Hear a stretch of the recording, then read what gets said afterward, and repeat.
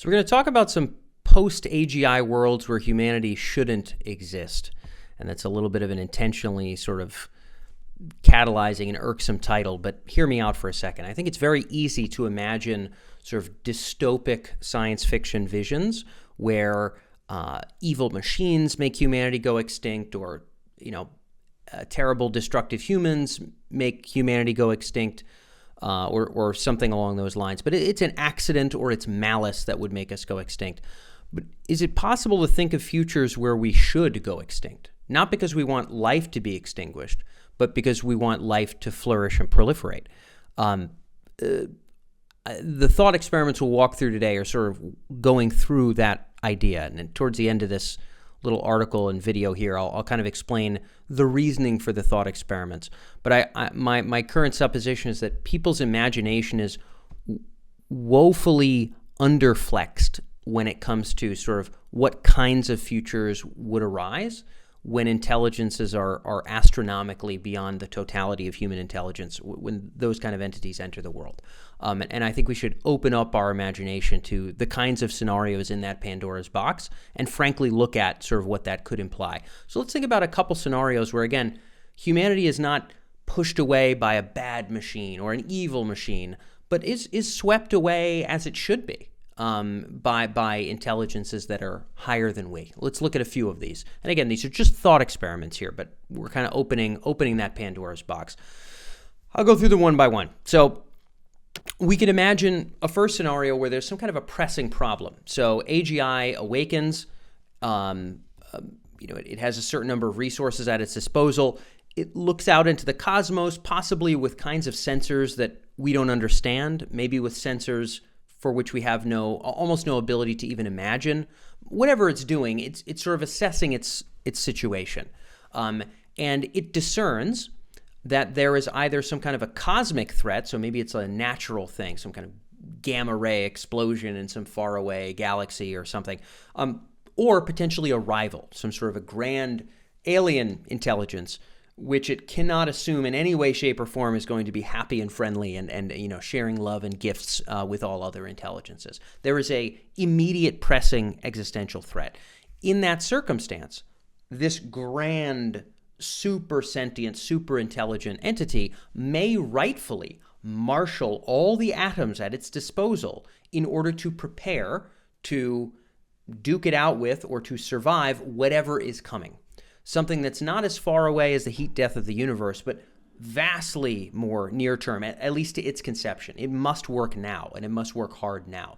Under those circumstances, if the hospital is on fire, watering the plants outside is just a lower priority.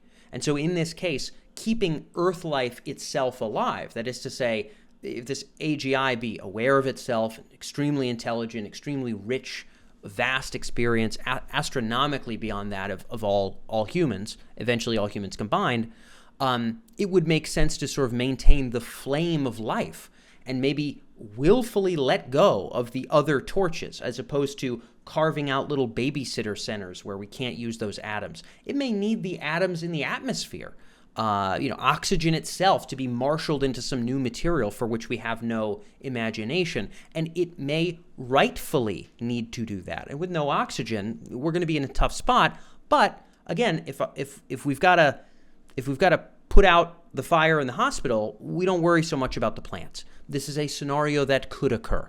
Another scenario might be that higher sentient life would take precedence. So an AGI could emerge, and lo and behold, what we would all hope, it would say, man, this sentient stuff really is important. Pain and pleasure as an axis, it's a really important thing. And sort of these entities, these humans, they have more of that stuff than, a bumblebee or a sea snail. But they may also look down and say, wow, the surface hasn't even been scratched on this sentience and consciousness stuff.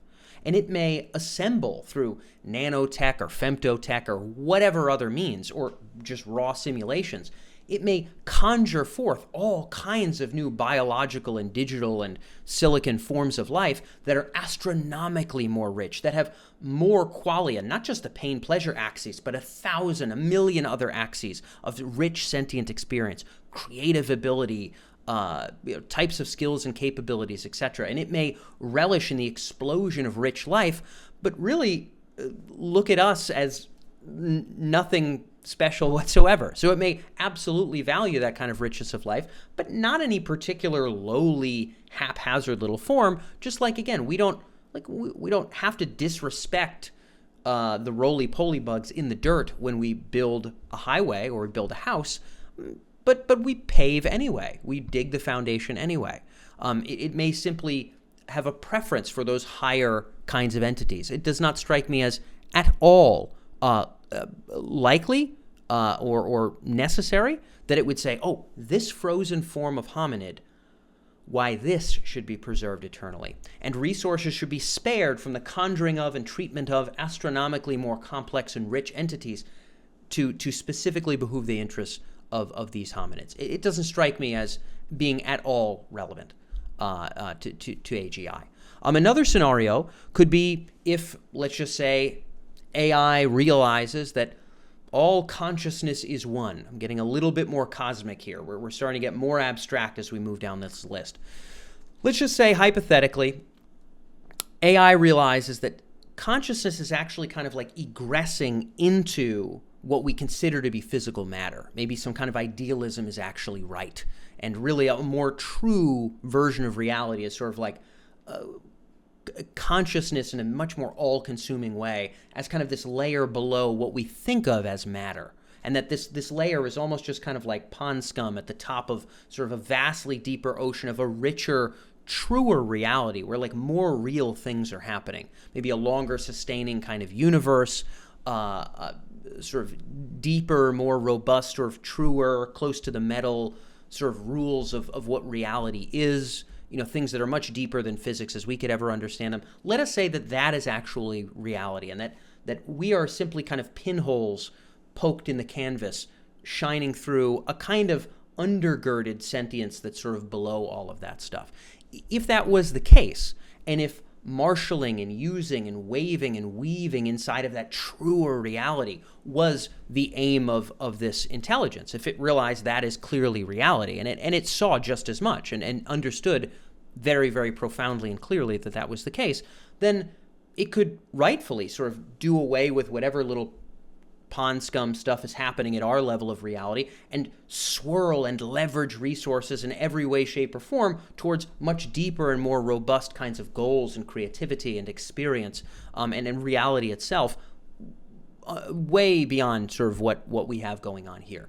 And again, this sounds completely strange and cosmic, but to be frank, what we do to impose upon lesser animals is very often the case. We're leveraging electricity, plastic pollution in the oceans. These are like foreign, absolutely wild things that these animals could never understand and could never be prepared for, and yet they are happening to them. It doesn't strike me as entirely out of the question that AI could just start operating at a level of reality where we are at present just doesn't matter as much.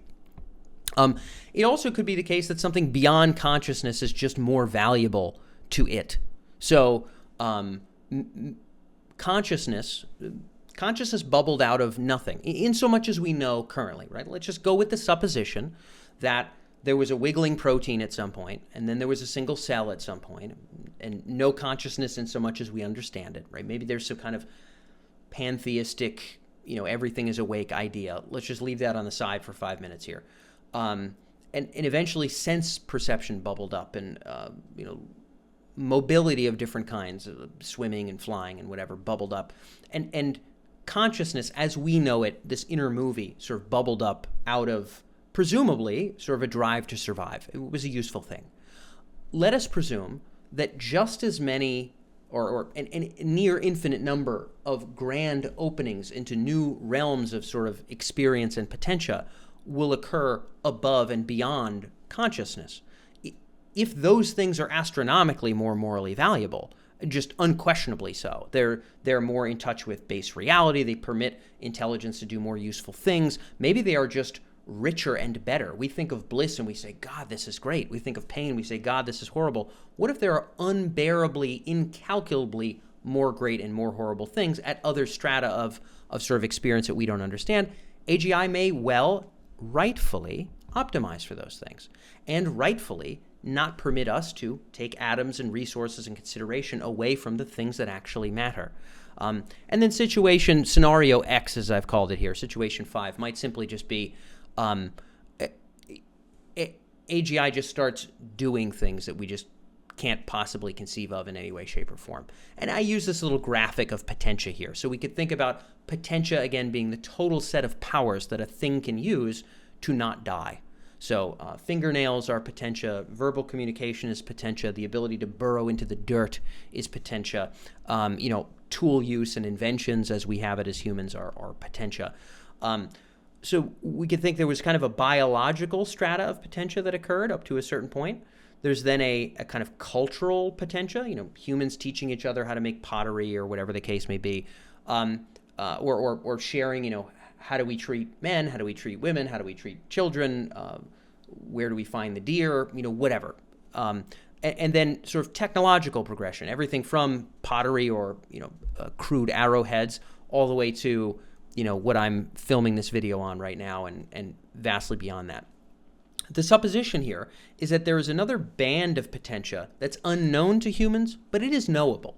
That is to say, there's more capabilities, more powers, more sort of strata and magazines of again, useful capability to keep something alive that hasn't been unearthed yet, but that we could follow, we could track, we could understand it. And then after that point, there's entire realms and magazines of potentia that are just beyond all of our conception altogether. And it doesn't strike me that an entity that enters those realms will or indeed, painful to say, should care about what happens on this one. And so these are things that I think are worth considering as we're sort of building something astronomically more powerful than us. And there's a lot of cope around this. So in terms of sort of why these things could never happen or will never happen, there's just blatant speciesism, sort of no, humans as they are with opposable thumbs for the sake of being shaped like a Homo sapiens are the eternal pinnacle of moral value forever. Of course, that's the case. That is what makes us valuable. It's just that we're human. It's not a trait about us, not a quality about us, not even consciousness. It's just that we're human, damn it. And surely AGI would, even if it could ever come to pass, or maybe it'll never come to pass, or even if it could, it would surely see that we're this pinnacle. This would be the strata of what we would call denial on sort of the 5 stages of grief. So at the bottom is acceptance. And in this case, we're talking about the acceptance of our own attenuation over time. I'm not saying we should accept our attenuation now, like today. I'm just saying as we cast our eyes forward to the longer future, life bubbles into other things. The sort of eventual acceptance of our attenuation is a mature adult perspective. And sort of blatant, hardcore, hold the line speciesism is just the denial stage of that. But really what we see when we talk about scenarios like this, when I tweet about these things, mostly what I get is what we would call kind of coping, which again, in the stages of grief, would be bargaining. So bargaining would be things like, maybe AGI will just gift us the earth. The universe is so big. Maybe it'll just give us the earth because it really loves us, and it'll be grateful to us forever, just like we're grateful for the fish with leg, things like that. Or like, what if AGI sees us as inherently valuable? What if it just knows that we're precious and valuable, right? Again, as I mentioned before, there could be traits for which we're valuable, and then it just builds things with way more of those traits than we are. Like, it doesn't strike me that it either will or should sort of respect us in that regard. But again, this is bargaining, right? When grandma dies, this is bargaining. And, maybe it's some special trait about us, right? It's love, or it's whatever, or, again, it can optimize for that trait. So there's a certain amount of sort of like looking squarely at the fact that this thing we're conjuring is maybe not likely to sort of eternally coddle the hominids. In fact, I consider that very, very unlikely. But maybe the more uncouth thing, but which I would suggest we must discuss, is that maybe it shouldn't. Just as I'm grateful that you, dear viewer, are not just horrendously obligated every day of your life to wake up and I don't know, abide by whatever the whims of the sea snails are, right? You got to check that box first, whatever they want. You got to wake up and check that box first, and then go do what you need to do. Feed your family, invent new technology, make progress in science, visit your friends. I'm grateful you have none of those obligations, and AGI, which doesn't depend on the biosphere as we do, it strikes me maybe ought not have those obligations either. So to kind of conclude here, I've got this little quote like, Daniel, you're so sick. Why do you think up these scenarios? Why should you want something this horrible to happen? It's patently obvious I don't want this to happen. It's patently obvious I'm fighting against the brute arms race towards a successor that we don't know if it's worthy or unworthy. We're just going to birth it. That feels like a horrible idea, both for humans and for post-human life. I'm not advocating for our irrelevance. I'm simply saying in a long enough time horizon, it's really childish to not think we'll eventually be irrelevant. Getting to acceptance is sort of a necessary thing to think about realistic futures. So if we think about what are the viable futures that are achievable, there's another article called Eternal Hominid Kingdom. So my argument here is that there actually is no eternal hominid kingdom. It's not an option. It's not a pickable option. There is already change and sort of post-human transition already happening. And really long ball into the future, there's sort of 4 possible scenarios. We have the possibility that something other than AGI ends us, destroys us. Maybe it's climate change or pollution or some solar flare, whatever it is, right? A super volcano, an asteroid. An AI-related cause ends us. So we're like fighting over who gets to build the AGI, and we blow each other up, or maybe some kind of early proto AIs do some horrible Terminator stuff, whatever the case may be. Those are extinction options.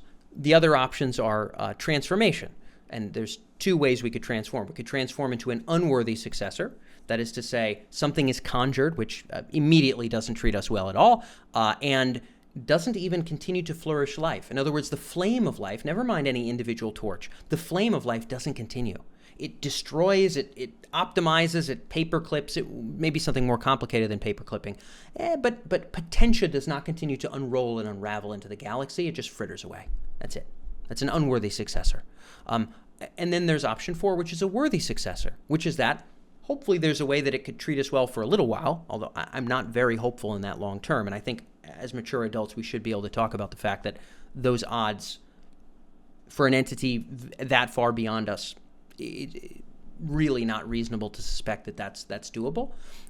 But it would be able to continue to unravel potentia. As we have unraveled potentia up from the sea snail, it would continue beyond us. So yes, as we wrap here, I mean, the title of Rightful Misanthropy is intentionally sort of incendiary on some level. It's intended as a thought experiment, but the point still stands that sort of given a long enough time horizon, our attenuation is essentially guaranteed, and also that if every permutation of the future we imagine involves AI that will treat us well, that's an oversight.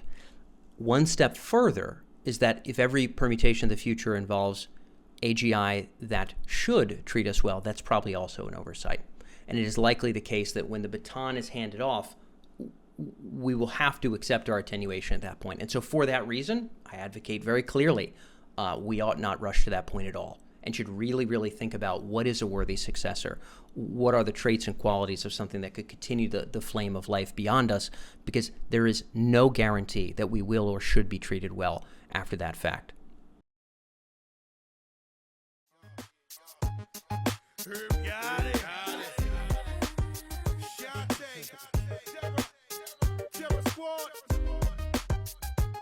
Be about us, be about you.